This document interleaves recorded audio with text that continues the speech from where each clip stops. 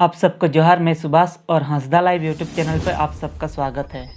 आज के इस वीडियो में हम बात करेंगे international rugby player Selan Tudu के बारे में, जो एक ऐसे गांव से बिलोंग करते थे जहां ना तो बिजली पानी और ना ही पढ़ाई का कोई सुविधा था। फिर भी कैसे वह पहुंचा इंटरनेशनल लेवल तक, जानिए।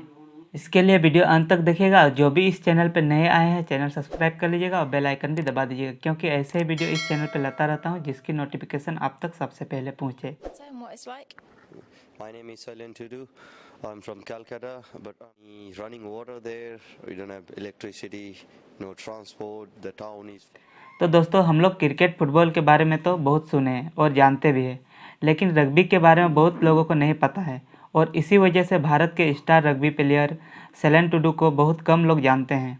रग्बी फुटबॉल की तरह ही होता है, दोनों में डिफरेंट यह है कि फुटबॉल पैर से खेला जाता है और रग्बी हाथ से। सेलन टुडू का जन्म स्थान है बेंगम बंकुरा, वेस्ट बंगाल। सेलन टुडू बताते हैं कि वह एक ऐसे गांव से बिलोंग करते हैं जहां ना तो बिजली पानी और ना ही यातायात का कोई सुविधा था।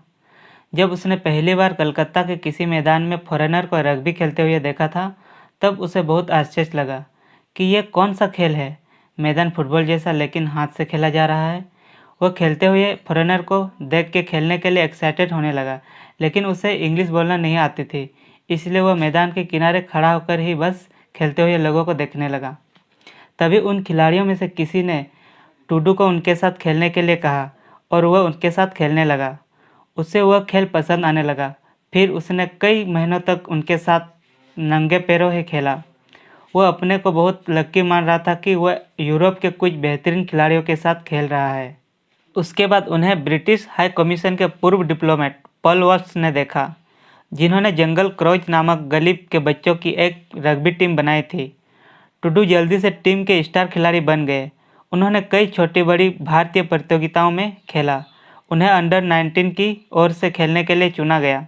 2007 में वॉल्श ने टुडू का खेल के प्रति हुनर और जुनून को देख के इंग्लैंड भेज दिया, जहां उनकी मुलाकात इंग्लैंड के पूर्व कप्तान फिल वेकरी से हुई, जिसने हाटपुरी कॉलेज में रग्बी पर ध्यान केंद्रित करते हुए खेल के डिप्लोमा के लिए अध्ययन करने के लिए स्कॉलरशिप जीतने में मदद की।